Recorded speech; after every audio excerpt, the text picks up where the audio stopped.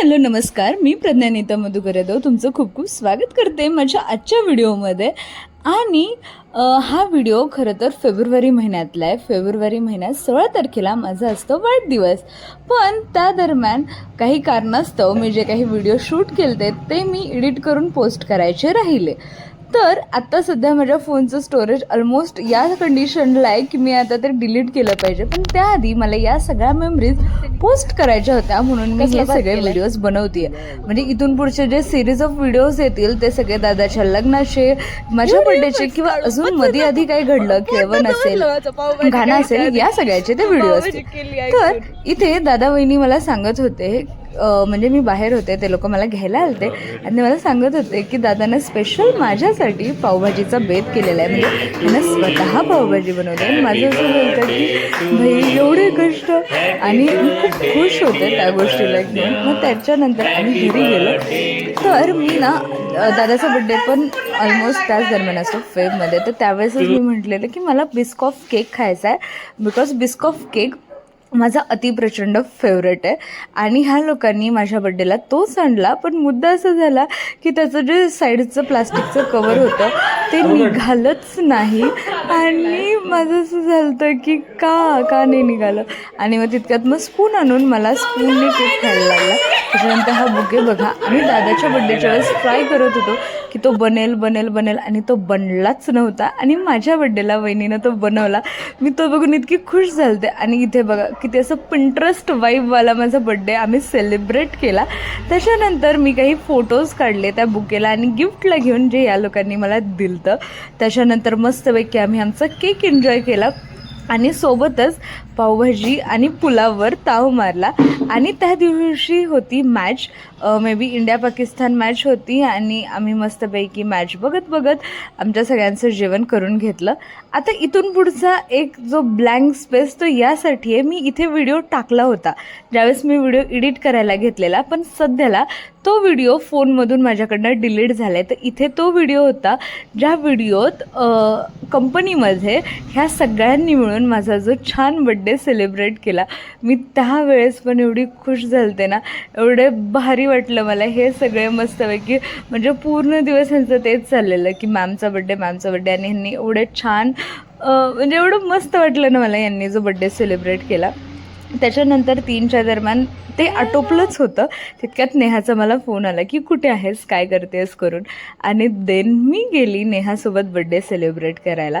तर नेहा आणि मी खूप काळापासून सोबत आहोत, म्हणजे आम्ही 8वीपासून सोबत आहोत. त्याच्यानंतर 11th-12thला पण आम्ही सेम क्लासमध्ये होतो आणि डिग्रीला पण आम्ही सेमच क्लासमध्ये होतो. So she is my bestest friend. आणि म्हणजे अजूनही आहेत श्रुती, सानिका आणि श्रेया. पण त्या तिघी थोड्याशा बिझी होत्या किंवा त्यांचं काही वेगळं शेड्यूल होतं, त्यामुळं एकटी नेहाच मला बड्डेला सेलिब्रेट करायला घेऊन आली होती. मग आम्ही मस्तपैकी कॅफेत केलो, माझा बड्डे सेलिब्रेट केला. आणि त्या दरम्यान हे बघा इतकं घाण ब्लास्ट झालं ना, 2 मिनटं मी एवढी घाण घाबरलेली. त्याच्यानंतर मी मस्तपैकी केक कट केला, तो आम्ही दोघांनी मिळून खाल्ला. आणि तिनं मला ना आदल्या दिवशी विचारलेलं की गिफ्टमध्ये काय हवं आहे तुला. तर माझं असं झालं की कलिंगड घेऊन ये, बिकॉज तिच्या शेतात त्या दरम्यान कलिंगड होता आणि ती मला म्हणत होती कलिंगड खायला, घरी ये घरी ये घरी ये. माझं असं झालं मी घरी येण्यापेक्षा तू गिफ्टमध्ये ते घेऊन ये. सो मी ते गिफ्ट घेतलं आणि मी एवढी खुश झाली. एवढं मोठं कलिंगड होतं ना, मी फोटो काढायचं राहून गेलं. त्याच्यानंतर मी तिला बाय बाय केलं आणि आम्ही सगळे गेलो डिनरला. म्हणजे जी कंपनीतली सगळी लोकं आहेत आम्ही सगळेजण गेलो डिनरला. खरं तर 13 फेब्रुवारीला काकांचाही बड्डे असतो, पण 13 फेब्रुवारीला भैयाचं लग्न असल्यामुळं मी तिथे नव्हते. त्यामुळे या लोकांनी जे अर्धच सेलिब्रेशन केलं होतं, म्हणजे फक्त केक कट केला होता, हे लोक जेवायला गेली नव्हती. सो मग मी आल्यावर माझ्या बड्डेच्या दिवशी आम्ही सगळे मिळून अतिथीला जेवायला गेलो. आणि इथे हे जे सरप्राईजेस मला मिळत होते, म्हणजे मी एवढी खुश झालते ना. इथे या लोकांनी माझे जे डायलॉग्स आहेत किंवा जी वाक्य मी कंटिन्यू बोलते ती वाक्य त्या बॉक्सेसमध्ये लिहिली होती. आणि मी इतकी येडी आहे की मला ते त्या क्षणी कळलं पण नाही की 2 रेड आहेत आणि एक वेगळ्या कलरचं आहे.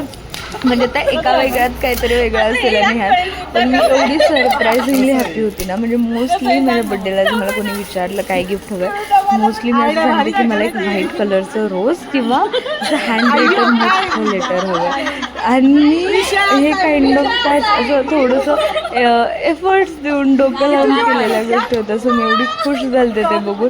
म्हणजे या लोकांनी मला एक छानसा खूप सुंदर ड्रेस पण गिफ्ट केला.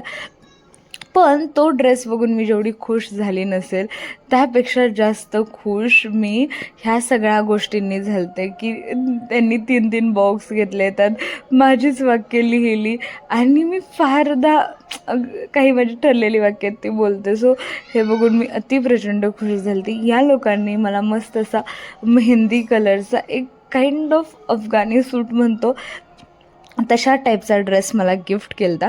त्याच्यानंतर मी तो ड्रेस बघितला, ते सगळं घेऊन मग आम्ही मस्तपैकी जेवण केलं आणि जेवण झाल्यानंतर फायनली मी घरी गेले. आणि या सगळ्या दरम्यान दुपारी ज्यावेळेस मी कंपनीत होते तर त्या दरम्यान मला आईचा फोन आला होता. आणि आईचा फोन यासाठी आला होता की तिच्या शाळेतली जी सगळी चिल्ड्रन फॅक्टरी आहे तर त्या सगळ्यांना मला बड्डे विश करायचं होतं. आणि माझं असं झालं होतं की मी व्हिडिओ स्टार्ट करेल, व्हिडिओ रेकॉर्ड करेल, पण मी जेव्हा व्हिडिओ स्टार्ट केला तोपर्यंत त्या सगळ्यांचं मला बड्डे विश करून झालं होतं. त्यामुळे एकदम छोटीशीच क्लिप होती माझ्याकडे. ते सगळे एक जण मध्ये मध्ये येऊन मला बड्डे विश करतायत त्याची. त्याच्यानंतर हा माझा लास्ट सेलिब्रेशन हा आहे सूरज भैया. त्याचा पण बड्डे 21 तारखेला असतो, पण तो सासवडमध्ये नव्हता. ज्या दिवशी तो आला त्या दिवशी माझा आणि त्याचा आमच्या दोघांचा बड्डे आमच्या फ्रेंड सर्कलनं सेलिब्रेट केला. आणि ज्या लोकांनी माझा बड्डे सेलिब्रेट केला त्यांना खूप सारं थँक्यू. व्लॉग आवडला असेल तर नक्की लाईक, शेअर, सबस्क्राईब करायला विसरू नका. आणि thank you for watching my vlog. हा व्लॉग इथंच संपतो आहे. Stay tune. मी अजून काय काय मेमरीज अशा साठवून ठेवल्यात आणि मी त्या पोस्ट करते, ते नक्की बघा. Bye bye.